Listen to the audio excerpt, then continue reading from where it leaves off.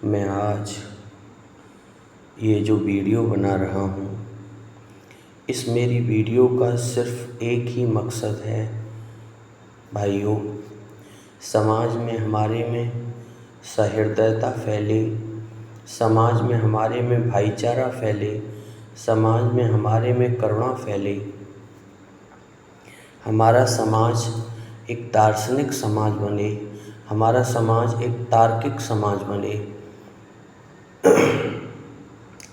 आज का मैं जो टॉपिक लेना चाहूँगा वो टॉपिक मेरा ये होगा कि हमारे समाज में जो आज की डेट में वैमनस्यता हो रही है, जातियों में, आपसी लोगों में, उस सब का मुख्य कारण है हमारे समाज में दर्शनों का न होना। मैं सभी से इस बात को कहता हूँ कि हमारे 6 दर्शन हिंदू धर्म के दर्शन हैं और एक जैन दर्शन है, एक बौद्ध दर्शन है और एक नास्तिक दर्शन है। तो हिंदू धर्म के दर्शनों में सांख्य दर्शन नास्तिक दर्शन ईश्वर को नहीं मानता, योग दर्शन ईश्वर को नहीं मानता। जो हिंदू धर्म के 60 दर्शन हैं उनमें, और बौद्ध दर्शन ईश्वर को नहीं मानता, जैन दर्शन ईश्वर को नहीं मानता। तो ये दर्शन आत्मा की बात करते हैं, आत्मा के रास्ते की बात करते हैं। तो हम सभी को समझना चाहिए कि हमारे पूर्वज कितने बुद्धिमान थे कि उन्होंने ईश्वर को माना नहीं, जाना। हमारे दर्शनों में इंसान को भगवान बनाने का प्रयास किया गया है। भगवान कोई एक श्रेष्ठ व्यक्ति का नाम भगवान है। ईश्वर एक नियम है, ईश्वर एक जीने की अवस्था है और ईश्वर की अवस्था में जीते हुए इंसान भगवान बन सकता है। ये हमारे दर्शनों का नियम है। तो मैं आप सभी को बताना चाहूँगा कि हमें अपने दर्शनों से चलना चाहिए, हमें अपने दर्शनों को समझना चाहिए, हमें अपने दर्शनों को जीना चाहिए, जिससे हमारे समाज में अंधविश्वास, अंधश्रद्धा ख़त्म हो।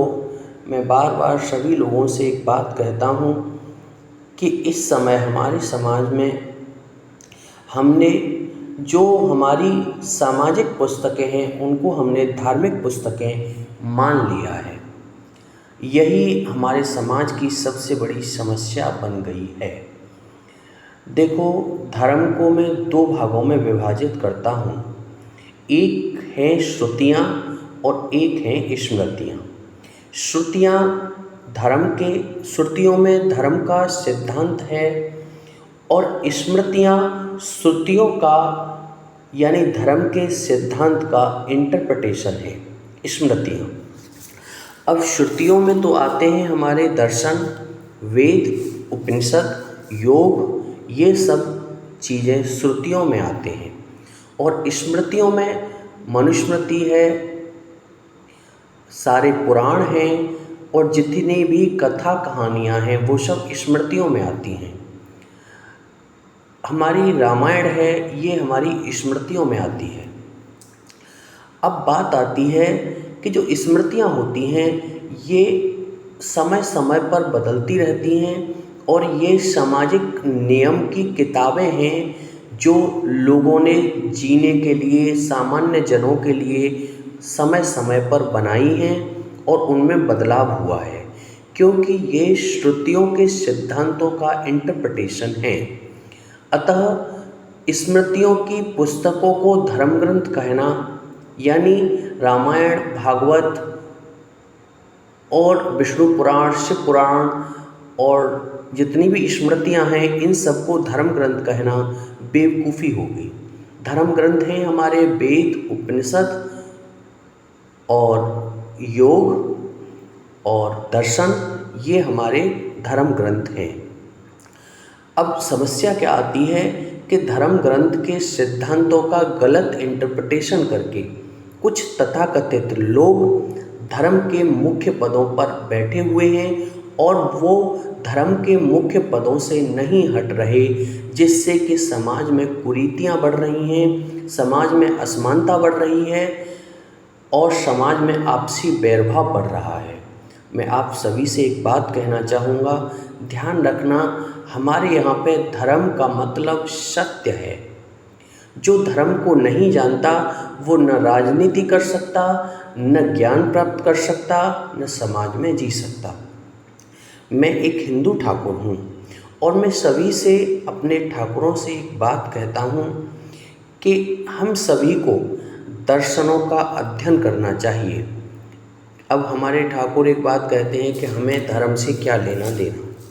अब एक बात सोचो, तथाकथित ब्राह्मण, मैं समस्त ब्राह्मणों की बात नहीं करूँगा क्योंकि कुछ अच्छे भी ब्राह्मण हुए हैं जिन्होंने देश में बहुत सारा काम किया है, जैसे चंद्रशेखर आज़ाद, जैसे आचार्य चाणक्य, जैसे स्वामी दयानंद सरस्वती, और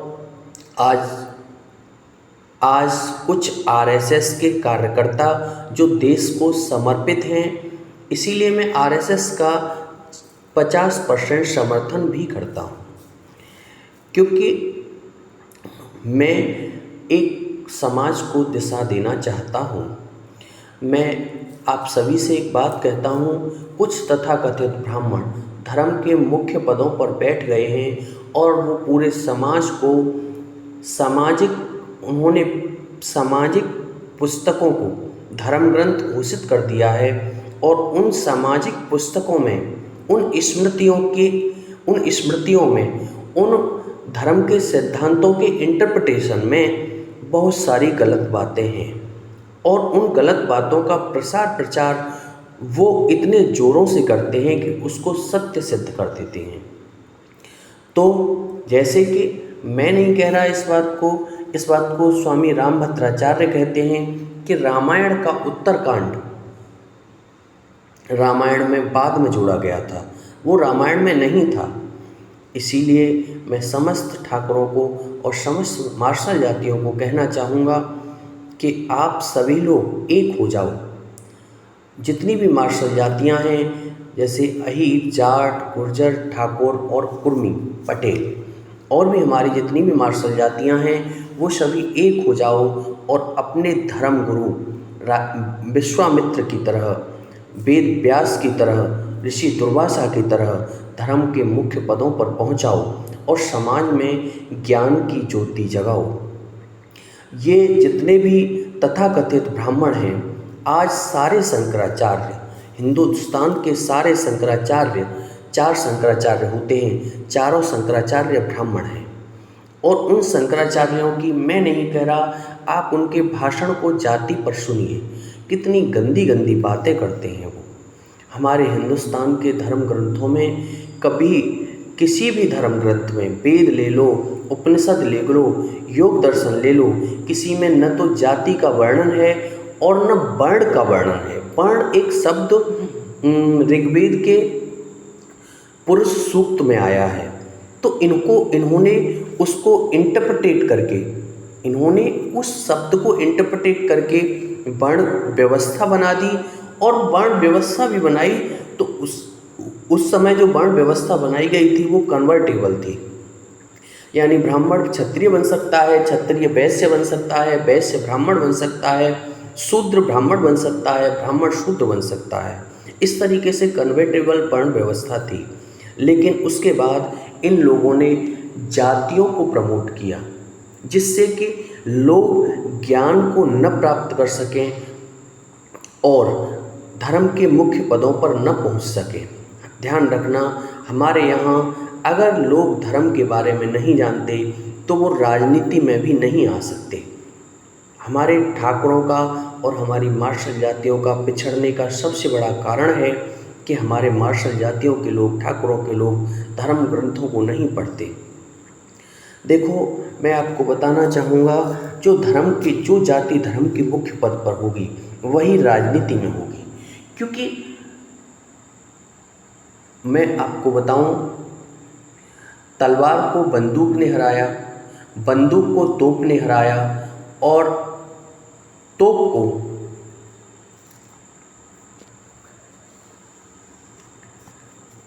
को लोकतंत्र ने हरा दिया, बंदूक को लोकतंत्र ने हरा दिया। आज वही राजा बन सकता है जिसका दर्शन मजबूत है, जिसका धर्म मजबूत है, वही राजा बन सकता है। और आज ये जो यूजीसी कानून जनरल कास्ट के लिए आया है, उस सबसे बड़ा कारण है कि कुछ तथाकथित दलितों ने हिंदू धर्म शास्त्रों का गलत प्रचार कर दिया है, जिससे कि हम लोगों पर उल्टे सीधे कानून लागू किए जा रहे हैं। इसीलिए मैं अपनी मार्शल जातियों को कहना चाहूँगा कि वो धर्म और दर्शन का अच्छे से अध्ययन करें और धर्म के मुख्य पदों पर आके राजनीति के मुख्य पदों पर आएं, जिससे कि तथाकथित ब्राह्मणों का वर्चस्व खत्म हो जाए, धर्म से भी और राजनीति से भी। मैं स्पष्ट कहता हूँ कि तथाकथित ब्राह्मणों का वर्चस्व खत्म होना ही चाहिए। हमें दयानंद सरस्वती जैसे ब्राह्मण चाहिए, हमें आचार्य चाणक्य जैसे ब्राह्मण चाहिए, हमें चंद्रशेखर आज़ाद जैसे ब्राह्मण चाहिए। हमें नहीं चाहिए आज के तथाकथित धर्मगुरु जो लोगों को गलत जातिवाद पे इतना घृणित भाषण देते हैं कि उनके भाषण को सुन के एक बुद्धिजीवी इंसान को शर्म आती है कि ये हमारे धर्मगुरु हैं। मैं सभी मार्शल जातियों से कहना चाहूँगा कि अपने लोगों को ज्ञान प्राप्त कराएं, धर्म के मुख्य पदों पर पहुँचाएं और समाज में समानता लाएं। धन्यवाद।